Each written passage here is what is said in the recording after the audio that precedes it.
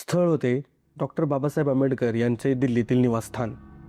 5 डिसेंबर 1956ची ती संध्याकाळ होती. डॉक्टर बाबासाहेब आंबेडकर नेहमीच्या सवयीप्रमाणे लिहित बसले होते. धम्म आणि त्याचा धर्म या पुस्तकाचं लेखन सुरू होतं. ते रात्री उशिरापर्यंत एकटेच लिहित बसायचे. काही दिवसापासून त्यांनी पुस्तकाच्या लिखाणाला सुरुवात केलेली होती आणि पुस्तक लवकरात लवकर पूर्ण करायचं आहे असं त्यांनी अनेकांना बोलून दाखवलं होतं. नानक चंद्ररत्तू त्यांचे सेक्रेटरी होते. त्यांच्यासोबत ते दिवसभर असायचे आणि त्याच नानक चंद्ररत्तू त्या दिवशी देखील महापरिनिर्वाण दिवशी देखील ते त्यांच्यासोबतच होते. बाबासाहेबांना संधिवाताचा त्रास सुरू झाला होता आणि अलीकडे तो वाढत देखील होता. नानक चंद्ररत्तू यांनी बाबासाहेबांच्या पायांना मालिश केली आणि मग ते झोपायला निघून गेले. डॉक्टर बाबासाहेब आंबेडकर मात्र पुन्हा लिखाण करत बसले. सविता उर्फ माई आंबेडकर यांनी त्यांच्या आत्मचरित्रात लिहिल्याप्रमाणे ते रात्री 11:30 वाजेपर्यंत त्या पुस्तकाचं लिखाण करत बसलेले होते. लिहून झाल्यानंतर डॉक्टर बाबासाहेब आंबेडकर झोपी गेले आणि त्यातच पाय दुखत असल्याने ते नेहमी आपल्या उजव्या पायाखाली उशी घेऊन झोपत असत.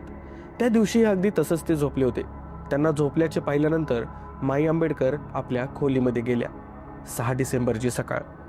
डॉक्टर बाबासाहेब आंबेडकरांना सकाळी लवकर चहा पिण्याची प्रचंड सवय होती. त्यामुळेच अगदी सकाळी 6 वाजताच माई आंबेडकरांनी स्वतःहून चहा करून आणलेला. 6 डिसेंबरला सकाळी 6 वाजता माई आंबेडकर यांनी चहा केला आणि ते डॉक्टर बाबासाहेब आंबेडकर यांना उठवण्यासाठी गेले. त्यांच्या त्या खोलीत गेल्या.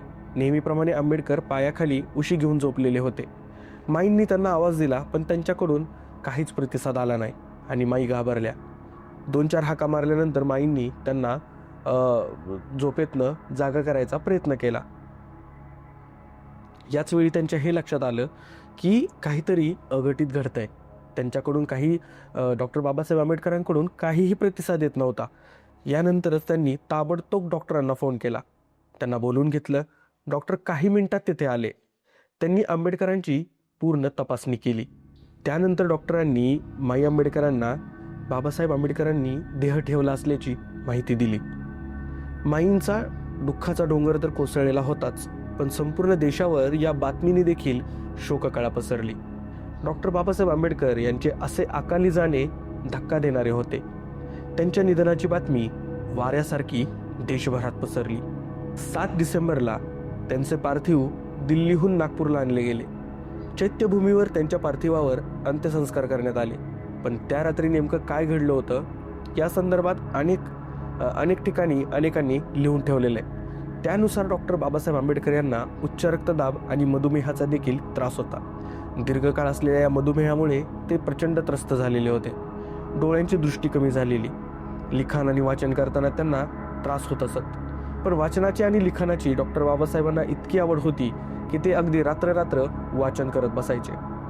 मज्जातंतूचा त्रासही त्यांना सुरू झालेला होता. या मधुमेहामुळेच त्यांना झोपेत हृदयविकाराचा झटका आला असावा आणि त्यांनी देह ठेवला असावा. त्यांचं महापरिनिर्वाण झालं असावं असं डॉक्टरांनी सांगितलं. 4 डिसेंबरला डॉक्टर बाबासाहेब आंबेडकर यांनी आपल्याला राज्यसभेच्या कामकाजात भाग घ्यायचा आहे असे माईंना म्हटले होते. त्यावेळी संसदेचे हिवाळी अधिवेशन सुरू होते. माई म्हणाल्या डॉक्टरांना बोलावते. त्यांनी म्हटले तरच तुम्ही संसदेत जाऊ शकता असं माई त्यांना म्हणाल्या होत्या. मग डॉक्टर आले. त्यांनी त्यांची तपासणी केली. डॉक्टर म्हणाले काही काळासाठी तुम्ही संसदेत जाऊ शकता. बाबासाहेबांना कमालीचा आनंद झालेला, कारण दिल्लीत असूनही तब्येतीच्या कारणामुळे त्यांना संसदेत जाता येत नव्हतं. 4 डिसेंबरला ते राज्यसभेत गेले. त्यांनी त्यांच्या कामकाजात भाग घेतला आणि दुपारी घरी परतले होते. रत्तू म्हणजे त्यांचे सेक्रेटरी यांनी आणखीन एक त्यांच्या संदर्भातील किस्सा आपल्या डॉक्टर बाबासाहेब आंबेडकर यांचे शेवटचे काही दिवस या पुस्तकात लिहून ठेवलेला आहे. नागपूरला जसा डॉक्टर बाबासाहेब आंबेडकरांनी धर्म परिवर्तनाचा कार्यक्रम घेतला होता तसाच कार्यक्रम मुंबईत घेण्यात यावा असे काही कार्यकर्त्यांचं म्हणणं होतं. त्यानुसार 14 डिसेंबरला मुंबईतील कार्यक्रम ठरला होता. त्या कार्यक्रमासाठी डॉक्टर बाबासाहेब आंबेडकर मुंबईला जाणार होते. 5 डिसेंबरला सकाळीच त्यांनी रत्तू यांना माझी मुंबईची तिकिटे काढलीस का असं विचारलं गेलं. त्यावर माई त्यांना म्हणाल्या तुम्हाला रेल्वेने प्रवास करता येणार नाही, कारण तुमची तब्येत खराब आहे, त्यामुळे तुम्ही मुंबईच्या विमानाची तिकिटे काढण्यास रत्तू यांना सांगितलं आहे. रत्तू तिकिटे देखील काढतो असं त्यांना म्हणलेलं होतं. पण दुर्दैव म्हणजे त्या बाबासाहेबांचं महापरिनिर्वाण झालं.